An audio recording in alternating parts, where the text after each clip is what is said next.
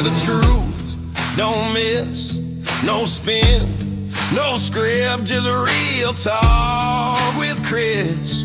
Cut the noise, break the mold, say the things they won't be told. Straight no chaser, no disguise, only truth behind these mics. So there's been some interesting details, well, shady dealings that have been uncovered recently in the news about that have to do with stocks and shorting oil markets and a lot of money being made with specific companies, almost as if they know what's going to happen prior to market shifts. So let's go ahead and take a look at what Donald Trump, what his concern is here when they're asking about Iran specifically. So they would have, and why he doesn't want to, why he's not interested right now in ending this, and why he's not interested in allowing Iran to control the Strait right now. Let's get his take on it. they would have opened it up 3 days ago. They came to us and they said, we will agree to open the Strait. And all my people were happy. Everybody was happy except me. I said, wait a minute, if we open the Strait, that means they're going to make $500 million a day.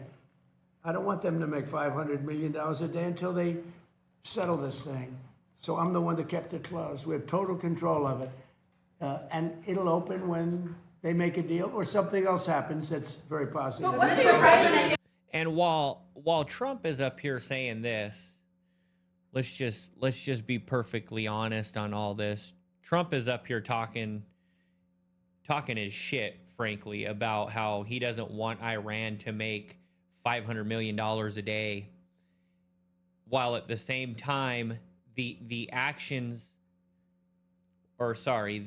implications of his actions have costed innumerable economic strife around the world.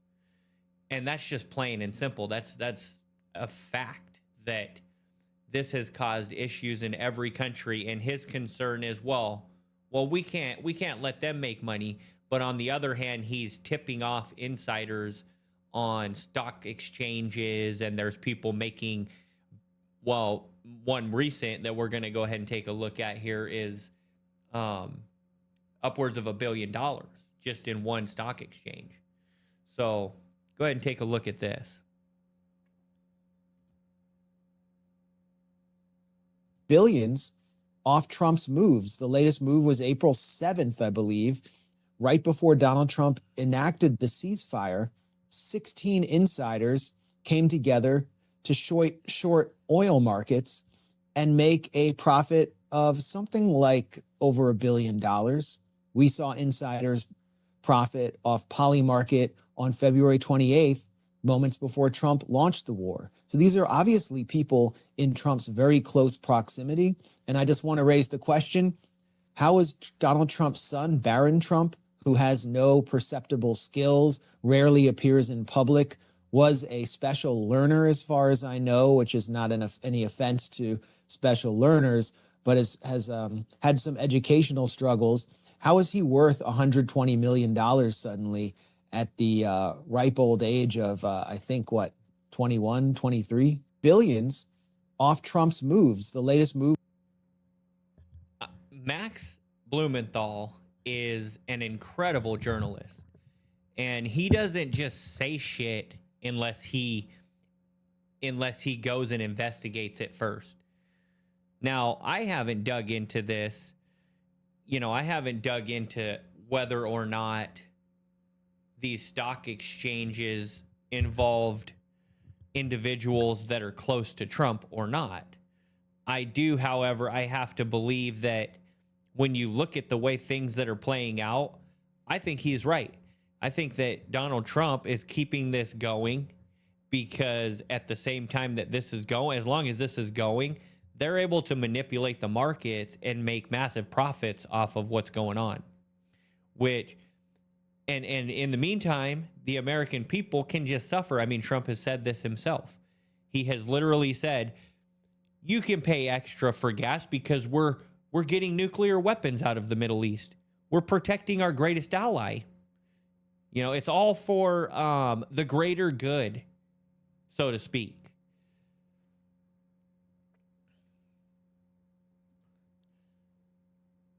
So shifting gears here just slightly to some more humorous, maybe lighter-hearted information that I ran across today is Laura Loomer and Project Constitution dropped some pretty amazing information today about how Laura Loomer has this deposition lawsuit with Bill Maher, and she is going to lose. And there is like an extensive transcript of the court case.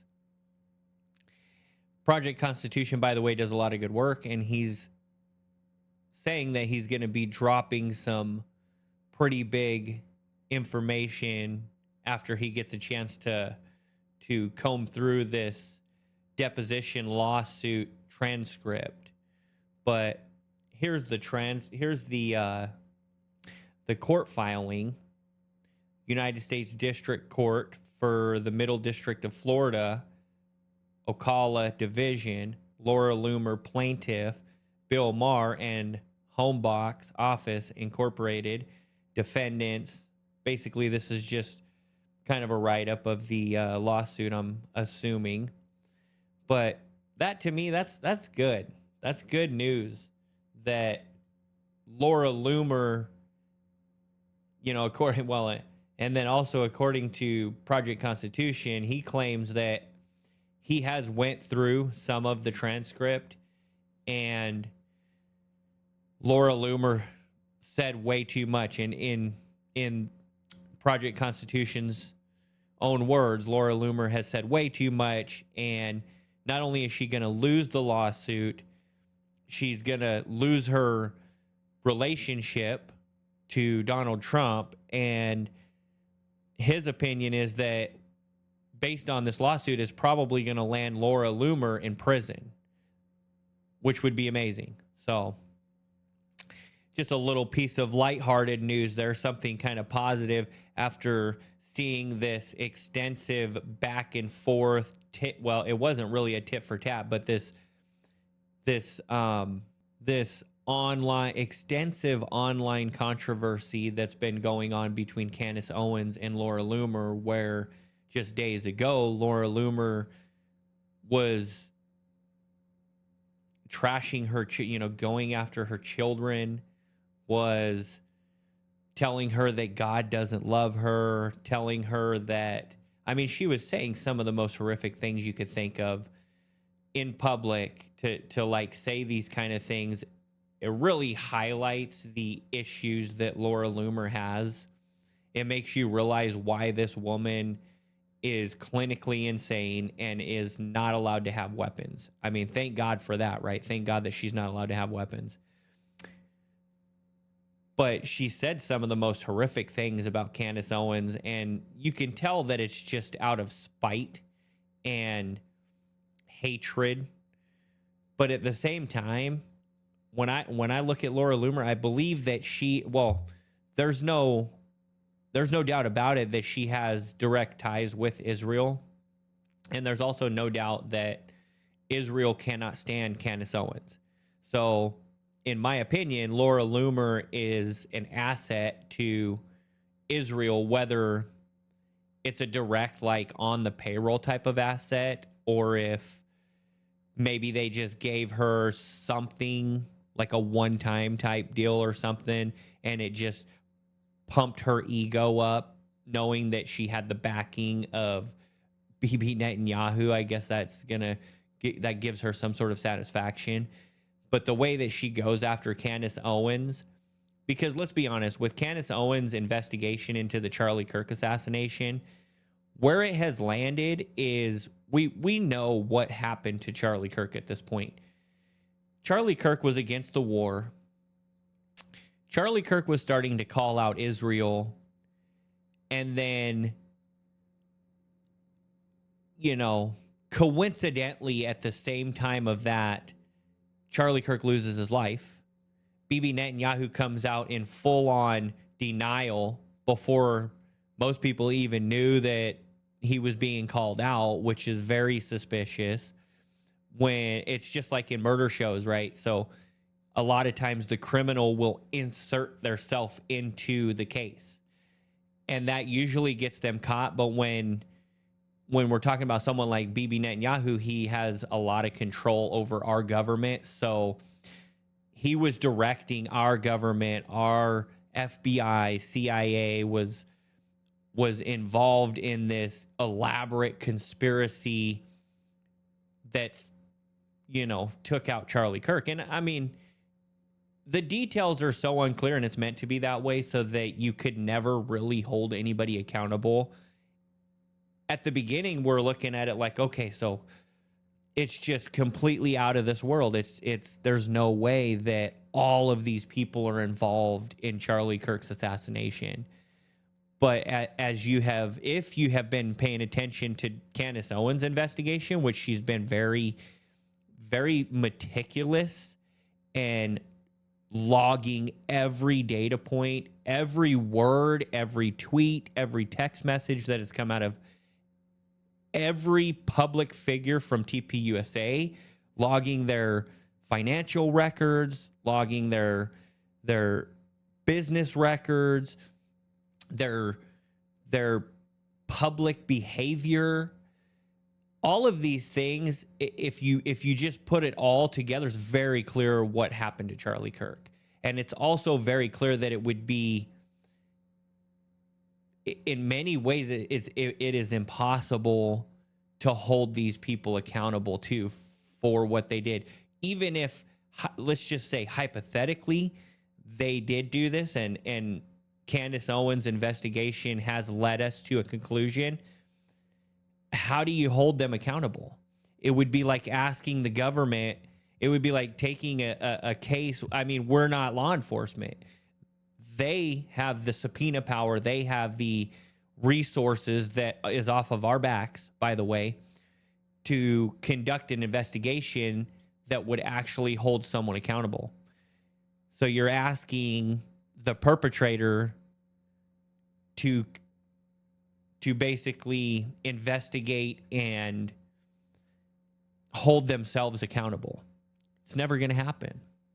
The only way it happens is if the people unite together and we actually hold our government accountable like we would have to save our country. By the way, like that's the only way to save our country at this point. It's just looking at it from my perspective, when you look at everybody, it just doesn't, it's so illogical. I have talked to people about this. I've actually talked to law enforcement agents about this, and they just, people that I'm close to too. I wouldn't just talk to every law enforcement agent, but especially on this topic, but people that I'm close to are law enforcement. And then when I tell them this stuff, they're like, you're out of your mind. That's crazy talk. This is never going to happen. I just don't understand how people at this point are still depending on elections and the government. I mean, law enforcement in specifically law enforcement, the FBI, the CIA, Department of Homeland Security, Department of National Counterintelligence. We just had Joe Kent come out and explain that there were foreign elements that were not investigated due to a block from the FBI when he was the head of counterterrorism. He got blocked by the FBI when he realized there was foreign elements that needed further investigation into the Charlie Kirk assassination. So right there, I mean, it's obvious that these people have occupied our government, and there's just no other way besides the people realizing this is happening and taking our country back. We're going to take a look at a somewhat mainstream news. I mean, I guess Newsmax is pretty much as mainstream as CNN or MSNBC at this point. Al Jazeera, like who heard of Al Jazeera a few years ago, right? Like these news outlets that kind of started up and started to suck in the people that realized the mainstream was no good, ended up getting bought out by the mainstream and just basically became mainstream. And although it's positive what I'm seeing here in some of this, at the same time, I realize like it's flooding the internet anyway. It's already these points that they're bringing up are already flooding the internet. So it's really not going to hurt them if they don't appreciate these things flooding the internet. It's not going to hurt them to go ahead and talk about it. They're just looking for ratings. But either way, this being on mainstream is a positive thing. So take a look at this. Rob, you know what you're talking about. That's why we had you on. You know about ballistics. You shot bin Laden. What bothers you the most about this investigation? Thanks for having me, Rob, and good to see you, General Holt. You too. A lot of things bother it bothers me about this. Nothing in particular. It's not like I'm out there saying big lie or conspiracy or someone did it. I'm just saying I've been in a lot of shootings. I've more than a handful of people, and this thing looked shady off the bat. I mean, I've killed people closer than I saw the camera, and I've never seen a shirt move like that. That looks like an explosion to me.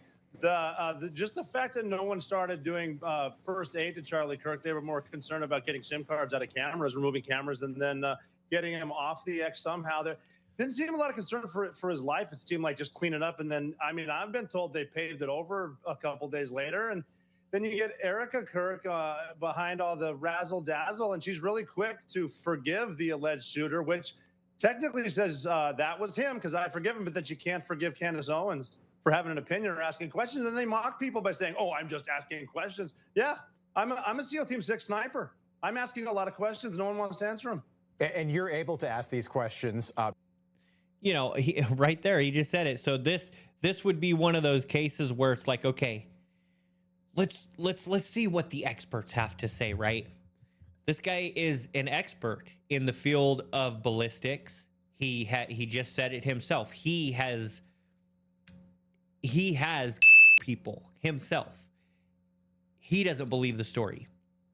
And it's encouraging to see this on somewhat, like I said, somewhat mainstream. Newsmax is pretty much as mainstream as CNN at this point. They probably are very comparable in statistics or, you know, viewership. But he's right. He's right. He has seen this. He has been there firsthand. He knows what he's looking at. And Erica Kirk comes out. She wants to, I forgive you, Tyler Robinson. Then she's in court asking for a speedy trial. I mean, this is just crazy. It's just mind-boggling.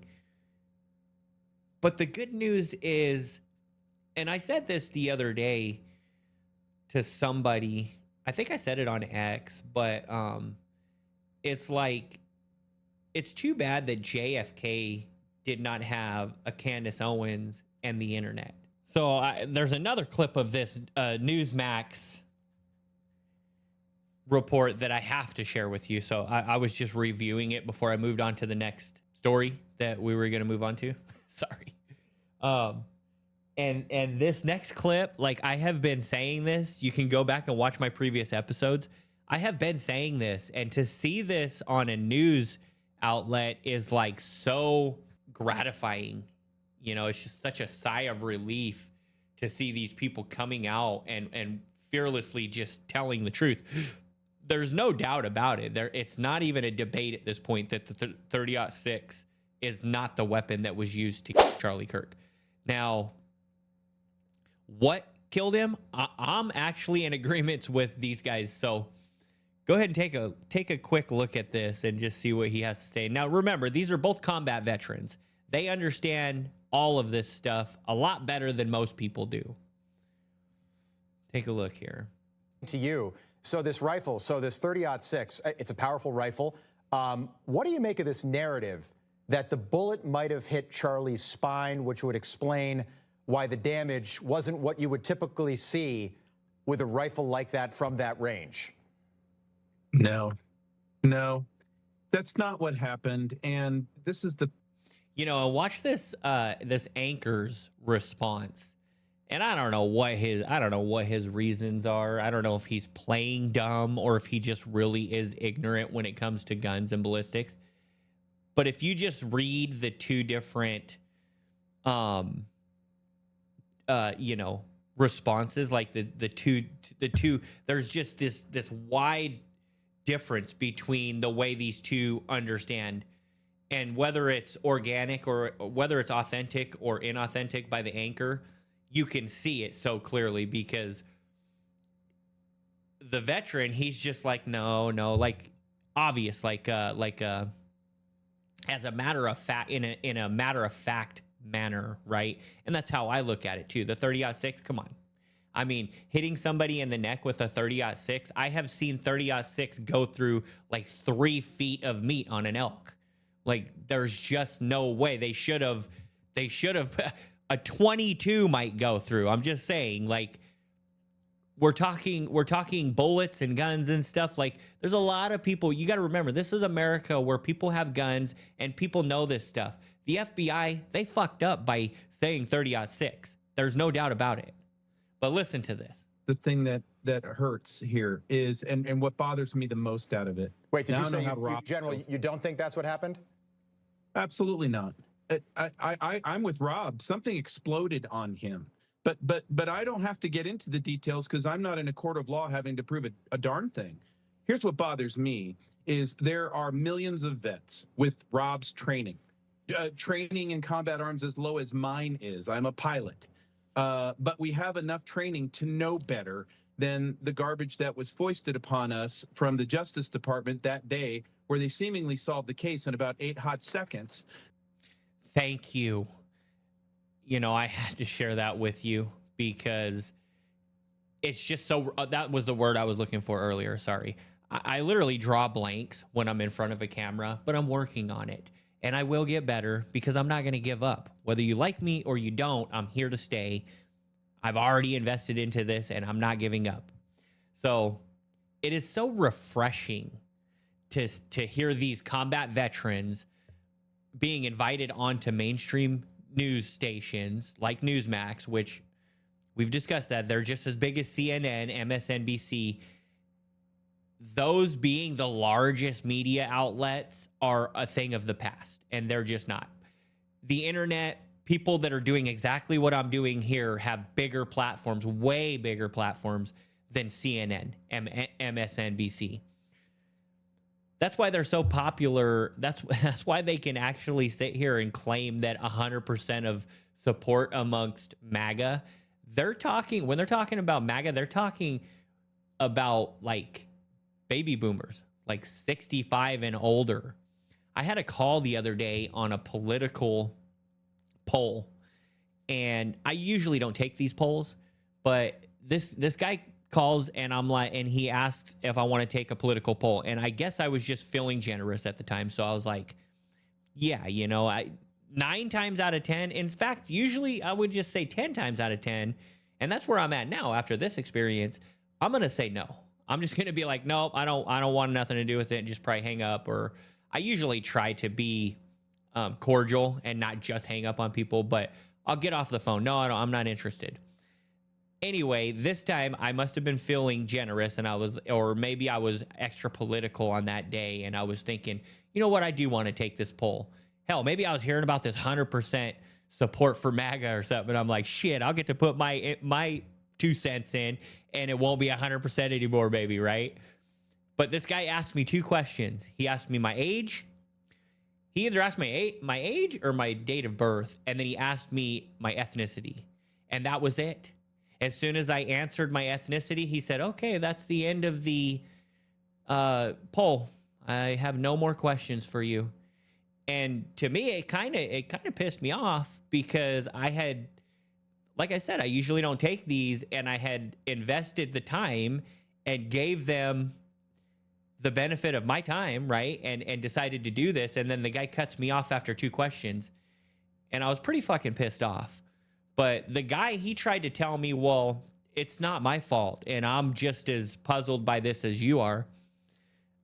You know, when the questions, they come up on my end, I just ask you the questions. I answer the questions automatically. And then the questions just keep coming or they stop. And, you know, I took the guy's word for it, but he probably just deals with that all day. And he knows exactly what the fuck's going on. And it did make me sympathize because I was like, well, okay, you know, I was like, yeah, you're just doing your job, whatever. These motherfuckers with these 100% polls, they're just shoving bullshit down your throat. I guarantee that. There is no way that 100% of MAGA, I was original MAGA. I am not down for what Trump's doing right now. I do not support Trump. In fact, I figured it out right after the 2020 election. I figured out that the elections were a dead end to such an extent that I decided I could no longer take place or be a part. The way I look at it is you are bearing false witness if you know that it's a fraud, right? That's how I look at it. And I didn't vote in 2024. So I didn't vote this Donald Trump into office. Anyway, let's move on to the next story. One more little clip here from this Newsmax. I mean, this was actually a really good little clip here, but just one more little tidbit here that I'm going to share with you that I thought was really great right at the end. This is just, for me, it's just about the truth. And we're just asking these questions. You know, we didn't get the truth in 1963. They killed Lee Harvey Oswald, and then they killed Jack Ruby. So we never got the truth. And I feel like it just keeps happening, and we don't want it to happen again. You talk about Butler, Pennsylvania. Rob, I have so many questions about Butler, Pennsylvania, and we're now... Yeah, Butler, Pennsylvania. I mean, hang on, let me get this out of the way. So in Butler, Pennsylvania, that's where Donald Trump was shot in the air, okay? He falls down. There's this guy, what the heck was the guy that shot Donald Trump? His name was hang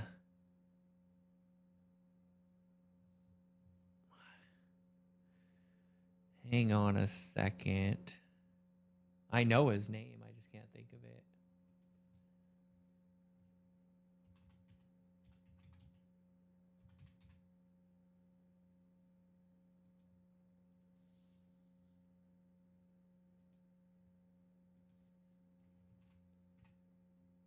Crooks. Thomas Crooks. And just to prove to you, it just came to me. Look at this. I didn't quite get through my search. Anyway, Thomas Crooks. So Thomas Crooks and the FBI's, the Secret Service, their excuse for not canvassing the roof that Thomas Crooks was on was that the roof was too steep.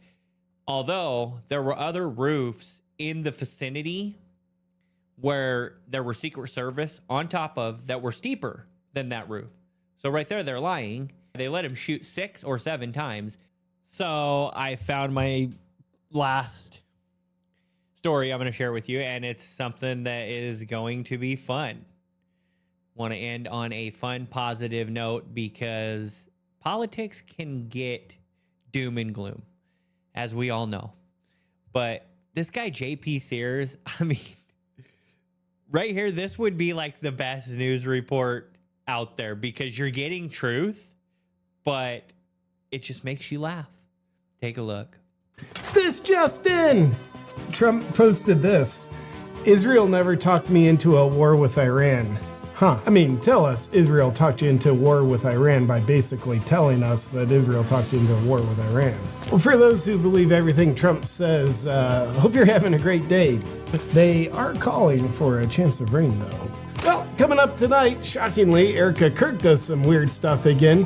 Israelis attack Jesus again. Trump has declared victory over Iran again. And Trump wants you to surrender your rights as a citizen. Find out which one's coming up tonight. JP Sears, absolute legend, and he did not touch politics forever. Like, for a very long time, he was just kind of, you know, he was pro-America always, I guess. In fact, there was a time where he was pro-Trump. which is probably why he's gone the direction he's gone, because he's an intelligent guy. In fact, also just to mention, like, that image, I had found that image so long ago and was posting that of Trump peeing on the MAGA supporters, and they're like, oh, like pissing on my head and calling it rain. I've been using that also for quite a while. But no doom and gloom here at the end of Real Talk with Chris. At the end of this show today, we're going to go ahead and just remember that we all actually do have plenty to be thankful for. Things could be so much worse. In fact, every day I think about what is going on in Gaza. Every single time that I eat something, I really actually do think about that. But no doom and gloom right now. It is something to remember that we have it good here. Even though we need to do more to take our country back, we have it pretty good.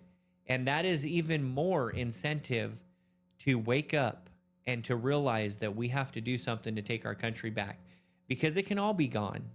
If we allow it, it will all be gone. Anyway, that's going to do it for Real Talk with Chris today. Thank you for dropping in.